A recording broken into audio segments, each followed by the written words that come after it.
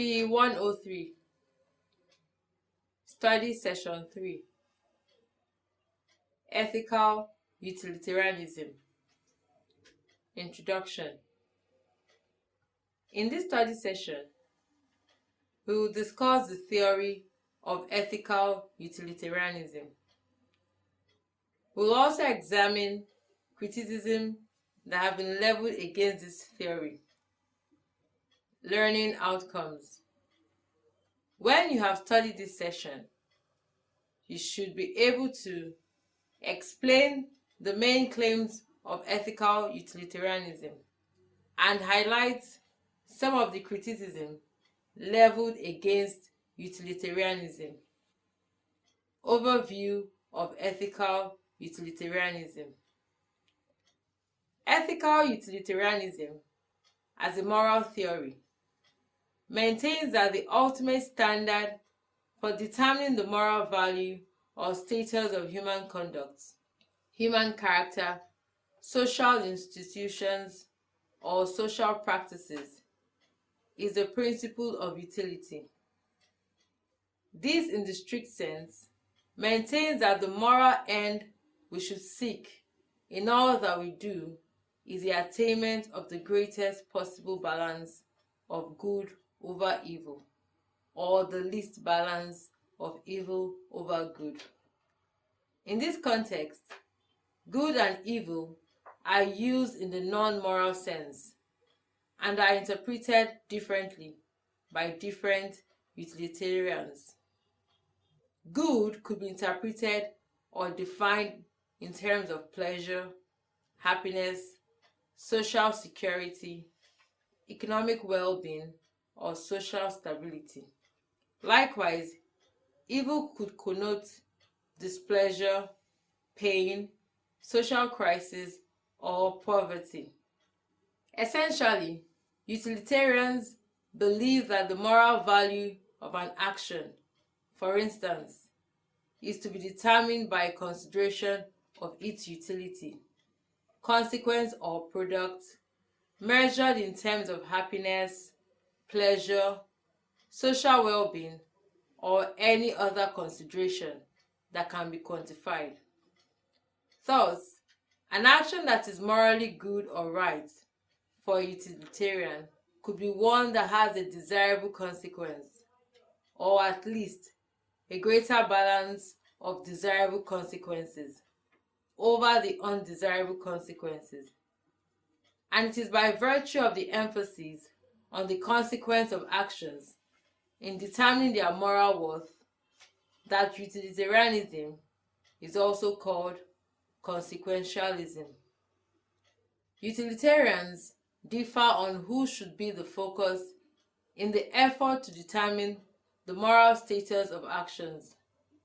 While some utilitarians maintain that attention should be paid primarily to the utility accruing to the actual agent, others contend that focus should be on the other people affected by the action in addition to the agent himself or herself. The former position is called egoistic utilitarianism, and the latter communal or social utilitarianism. For now, it is sufficient to note that egoistic utilitarianism is not as popular as the communal or social utilitarianism. For utilitarians, nothing is morally good or bad, right or wrong in itself. Rather, these moral values are merely imputed to human actions by virtue of the kind of utility or consequence they have. To determine the actual moral value of an action, utilitarians differ on what should be their focus. While some argue that focus should be on the actual conduct we are interested in determining its moral value, others contend that primary attention should be paid to the rules guiding the action in question. It is this difference in the camp of the utilitarians that led to the distinction between Act-Utilitarianism and Rule-Utilitarianism. Let us briefly examine each of these in turn. Act-Utilitarianism. To determine the moral status of human actions, Act-Utilitarians focus directly on specific actions and their consequences. An action will be considered to be morally right or good if it has a greater balance of positive results, such as happiness, pleasure, and social stability, over the negative ones, like unhappiness, pain, or social disorder. Usually, Act-Utilitarians do not appeal to any general moral principle or rule. Rather, they advocate that each specific case should be treated on its own merit, with direct consideration given to its consequences or utility for both the agent and other people that will be affected by the action in question. For example, in an attempt to determine the moral value of a given action, say the theft of 10,000 naira by Mr. Joseph, an Act-Utilitarian would not appeal to any general moral standpoint or principle regarding stealing generally. Instead, attention will be given to the direct consequences of the specific theft of 10,000 naira by Mr. Joseph. If the given act of theft is found to produce a greater balance of happiness over unhappiness or pleasure over pain for those affected by the action, then it is said to be a morally right action. However, if it has a greater balance of pain or unhappiness over pleasure or happiness, it is said to be morally wrong. Problems with Act-Utilitarianism. There are several problems with Act-Utilitarianism. One is that it can have the absurd result that two similar acts are ascribed with conflicting moral values. An example will make the point we are making clearer. Let us consider two cases. Case study A. Shina stole the sum of 10,000 naira from his mother, who intended to purchase a makeup kit with it and gave it out to charity for the feeding of 5 motherless children for a period of 2 weeks. Remarks.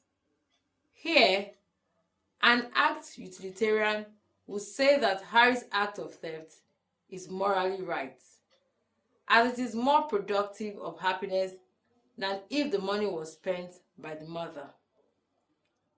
Case study B. Helen stole a sum of 10,000 naira from her mother, who had the intention to give the money to assist 7 accident victims in a local hospital. Helen spent the money on a night out with her boyfriend. Remarks. Here, as an Act-Utilitarian, we will say that Helen's action is morally wrong because it is productive of a greater balance of unhappiness than happiness. More happiness will be generated had she not stolen the money and it is given to help the 7 accident victims. From the above cases, it is seen that two similar acts of stealing are ascribed with opposing moral values. Case A is said to be morally right, and case B is considered to be morally wrong. Ordinarily, we will say of the same kinds of action that they have the same moral values, and not that some are good and some others are bad. This is suggestive of inconsistency. Another problem with Act-Utilitarianism relates to the problem of how to actually calculate all the possible consequences of an action before it is embarked upon. In a very fundamental sense, we morally assess human actions even before they are actually carried out, so as to decide which of the available options is morally right and which one is wrong from the moral perspective.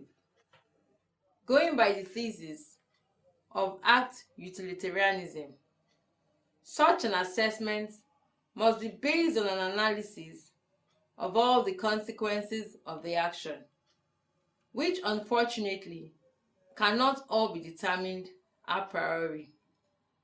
We are usually unable to predict all the consequences of human actions before they are actually carried out, and this renders Act-Utilitarianism an inadequate moral standard. This is in the sense that it cannot be relied on to provide a reliable moral guide for determining which actions to carry out and which ones to refrain from. Besides, situations in which we are required to make moral decisions are usually such that we do not have the time to analyze all the possible consequences of all the available options in order to identify the option with the greater balance of utility. A third problem with Act-Utilitarianism is that if it is followed to its logical conclusion, it requires too much of a sacrifice from people, as the morally right course of action will be the option that produces the greatest utility out of all available options. An example would help to make the problem clearer. Suppose you have three options before you. A. Spend the night leisurely watching TV at home after a long, hard day. B. Work as a volunteer in a hospital's emergency section overnight. C. Teach a group of adult students in an evening class for free. Of the three available options, B and C would almost certainly produce a greater balance of utility, measured perhaps in terms of happiness, than would be produced if you stay back at home to watch TV. Hence, it would be morally wrong for you to stay back at home to rest and watch TV, because you will not be choosing the alternative action with the greater utility. Another illustration of the fact that Act-Utilitarianism demands for too much sacrifices from people is indicated in the fact that it suggests that it would be morally wrong for me to give 1,000 naira to charity when I could have given 2,000 naira. A further problem with Act-Utilitarianism that is closely related to the above is that it focuses on the total amount of utility produced by an action without considering the actual distribution of the utility produced. Let us suppose that we have two actions, C and D, with an equal amount of utility. The case of C is such that the utility would benefit only two people, while three other people will be put at a disadvantage. D, however, is such that the benefit of the utility of the action in question would equally accrue to the 5 people. An Act-Utilitarian will say that actions C and D are equally morally right because they have an equal amount of utility, notwithstanding the fact that D has a better distribution of benefits than C. Ordinarily, we want to say that D is the morally right course of action, or at least that it is more acceptable from the moral perspective than C. Rule-Utilitarianism. Rule-Utilitarianism emerged in response to the problems with Act-Utilitarianism. An assumption of this ethical theory is that moral actions are rule-governed, in the sense that they all have certain moral rules or principles underlying them. It maintains that we should base our actions on only those moral rules that produce more utility if people conform to them than if they do not. For rule-utilitarians, our determination of the moral value of human actions or character should not be based on any consideration of the actual utility of specific actions. Rather, we should focus on the moral rules underlying specific actions and base of our evaluation of the moral value of actions on the consequences of following these rules. If following a particular moral rule is generally productive of happiness or pleasure, for example, then whatever action that is based on such a rule is considered to be morally good or right.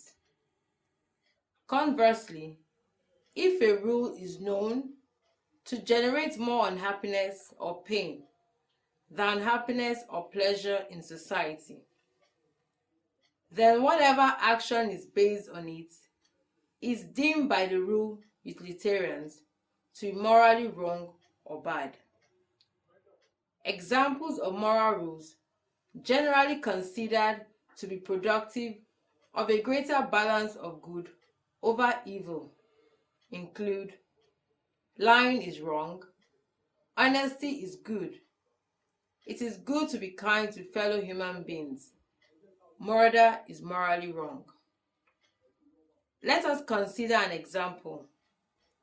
A young man, James, is confronted with the need to make a choice between falsifying his birth records and getting a lucrative job, and telling the truth about his age and become unqualified for the job, as his age is above the age limit set for the job.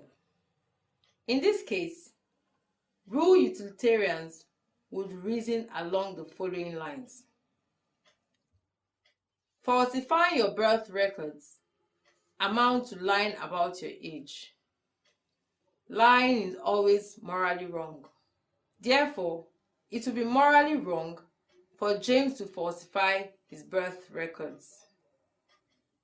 The conclusion that it would be morally wrong for James to falsify his birth records is ultimately based on the moral rule that lying is wrong, coupled with the fact that the falsification of birth records is an instance of lying. Reflection.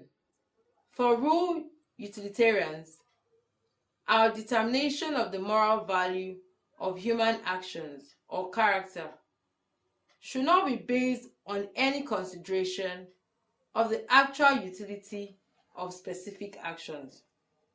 Rather, we should focus on the moral rules underlying specific actions and base our evaluation of the moral value of actions on the consequences of following these rules. Indeed, in actual life, most people rely on rules or general principles to guide their decisions and conducts. These rules and principles are also employed to appraise the conduct of others. Rule-utilitarians recognize the importance of identifying the correct moral rules and principles that should be employed and also of providing justification for such rules. Their position is that a moral rule is correct if it will produce more utility when people conform to it than if they do not. Objections to Rule-Utilitarianism. One of the problems with Rule-Utilitarianism is that in practical life, there are occasions when we are unable to state explicitly the actual moral rules that underlie our actions. Several rules might appear relevant, and a third party trying to evaluate an action might be at a loss as to which of the relevant rules the agent was actually responding to. In such cases, it will be difficult to evaluate our actions and determine its actual moral status. There is also the problem of exceptional cases. A rule, which is generally productive of more utility followed, might in a given case yield lower utility. Hence, the fact that following a particular moral rule usually produces higher utility does not guarantee that it would always do so. And if in a given case it fails to generate higher results, the action in question cannot be said to be the morally right option. Going by the general thesis of utilitarianism, which maintains that the morally right options are those that are productive, directly or indirectly, of higher utility. General objections to utilitarianism. Critics of utilitarianism are quick to point out that an action or rule may maximize the sum of good in society and yet be unjust in how the total good is distributed in society. It is possible for the total amount of good generated by an action or rule that utilitarians will say is the morally right option because it is productive of the most good to be considered as wrong and perhaps unjust.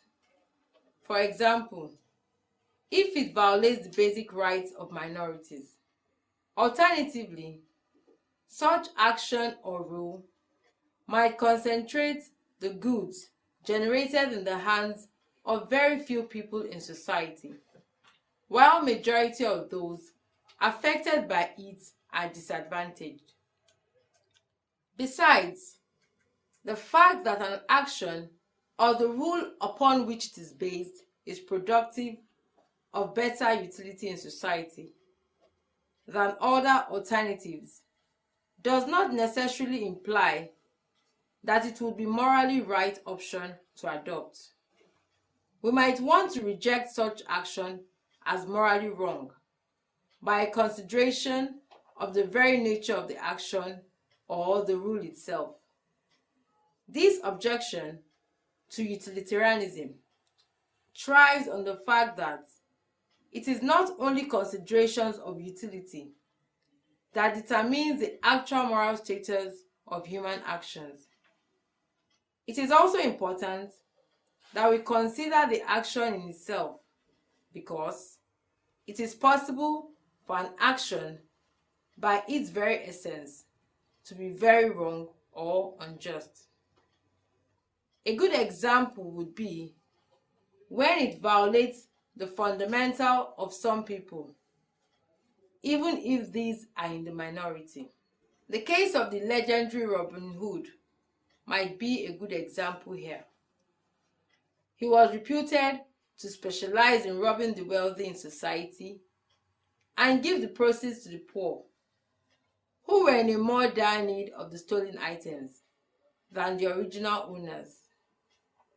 Given the fact that there would have been more of the poor than the wealthy in society, Robin Hood's action would have generated a greater balance of good, that is, measured in terms of the overall happiness, comfort, and well-being in society. However, his actions amount to stealing, which by its nature can be and is commonly rejected as morally wrong, irrespective of the utility it might have for anyone. It is also grossly unjust, as it violates the right of the wealthy to enjoy their legitimately acquired wealth and dispose the same in any way they desire, so long as they do not violate the rights of others in the process. Another problem with utilitarianism derives from its dependence on the possibility of measuring and comparing the various utility that will be generated by the different options of actions before us. For utilitarianism to be practicable at all, it must be possible to measure the various consequences of alternative line of actions, as this is requisite for the determination of their actual moral status. The difficulty, however, is that it is not always possible to measure and compare the consequences of actions a priori. Very often, there are unforeseen consequences of actions that come up after the actions have been carried out. In effect, utilitarianism is flawed as a guide for determining what actions are morally right before they are embarked upon. Also, when actions have been carried out, there is also the difficulty of how to measure their consequences. How do we, for instance, determine the intensity and perhaps the duration of happiness or pain, as well as the degree of change in either as a result of an action? Study session summary. In this study session, we examine the theory of ethical utilitarianism. The distinction between act and rule distinction was made. Act-Utilitarianism focuses on the consequences or utility of specific actions, while Rule-Utilitarianism concentrates on the rule underlying specific actions in the determination of the moral value of actions. We also consider the problems with each of the variants of utilitarianism, in view of which it is clear that the theory is not entirely reliable to determine which actions are morally right or wrong, good or bad, acceptable or unacceptable. End of study session 3. Thank you for listening.